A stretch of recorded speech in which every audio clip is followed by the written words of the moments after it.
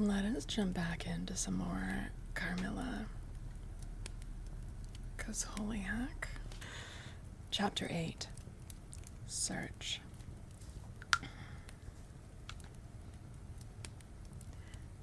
At sight of the room, perfectly undisturbed except for our violent entrance,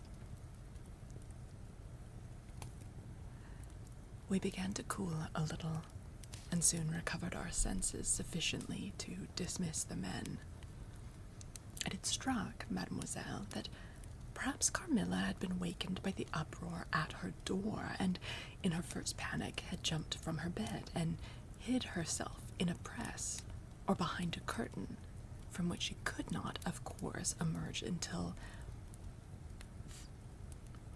the major domo and his myrmidons had withdrawn. We now recommenced our search and began to call her name again.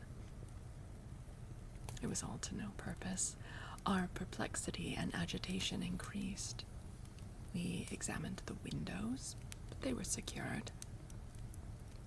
I implored of Carmilla, if she had concealed herself, to play this cruel trick no longer, to come out and to end our anxieties. It was all useless. I was, by this time, convinced that she was not in the room, nor in the dressing room, the door of which was still locked on this side. She could not have passed it. I was utterly puzzled. Had Carmilla discovered one of those secret passages which the old housekeeper said were known to exist in the Schloss, although the tradition of their exact situation had been lost? A little time would, no doubt, explain all, utterly perplexed as, for the present, we were. It was past 4 o'clock, and I preferred passing the remaining hours of darkness in Madame's room. Daylight brought no solution of the difficulty. The whole household, with my father at its head, was in a state of agitation next morning. Every part of the chateau was searched. The grounds were explored. No trace of the missing lady could be discovered. The stream was about to be dragged. My father was in distraction. Oh, what a tale to have to tell the poor girl's mother on her return. I, too, was almost beside myself, though my grief was quite of a different kind. The morning was passed in alarm and excitement. It was now 1 o'clock, and still no tidings. I ran up to Carmilla's room and found her, standing at her dressing table. I was astounded. I could not believe my eyes. She beckoned to me with her pretty finger in silence. Her face expressed extreme fear. Oh, I ran to her in an ecstasy of joy. I kissed and embraced her again and again. I ran to the bell and I rang it vehemently to bring others to the spot who might at once relieve my father's anxiety. Oh, dear Carmilla, what has become of you all this time? Oh, we've been in agonies of anxiety about you, I exclaimed. Where have you been? How did you come back? Last night has been a night of wonders, she said. Oh, for mercy's sake, explain all you can. It was past 2 last night, she said, when I went to sleep as usual in my bed, with my doors locked, that of the dressing room and that opening upon the gallery. My sleep was uninterrupted, and so far as I know, dreamless.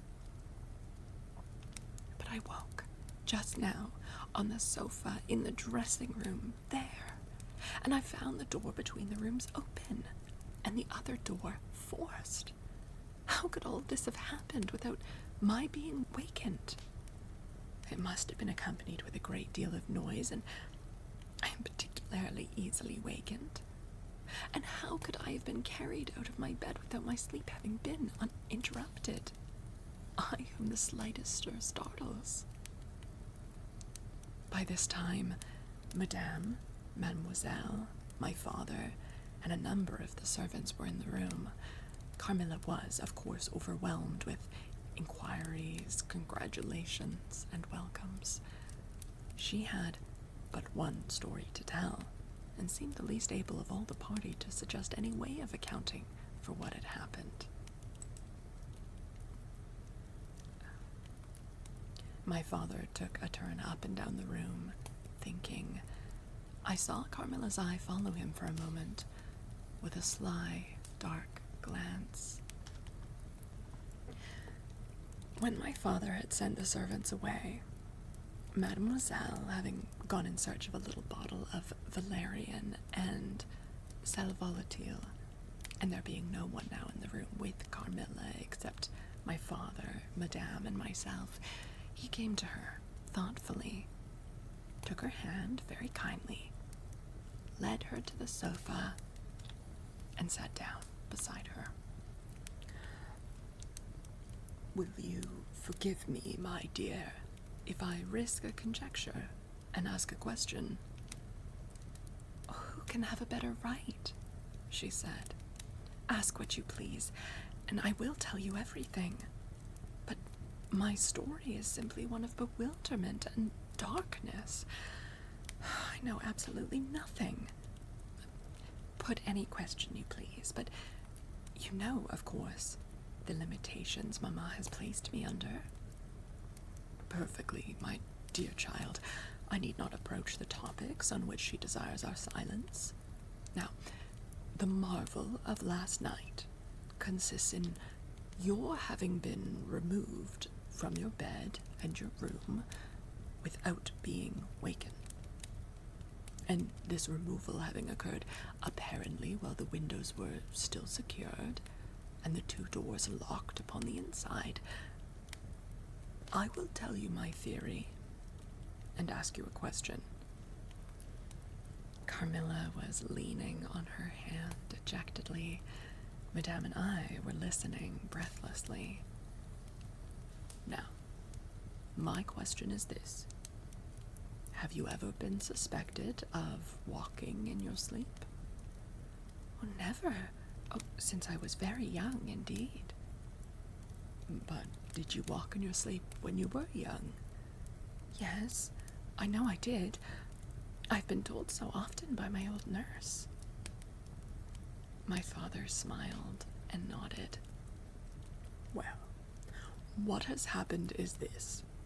You got up in your sleep, unlocked the door, not leaving the key as usual in the lock, but taking it out and locking it on the outside.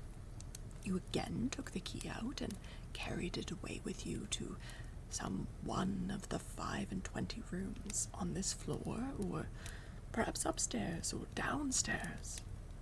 Well, there are so many rooms and closets, so much heavy furniture, and such accumulations of lumber, that it would require a week to search this old house thoroughly. Do you see now what I mean? I do, but not all, she answered. And how, Papa, do you account for her finding herself on the sofa in the dressing room, which we had searched so carefully?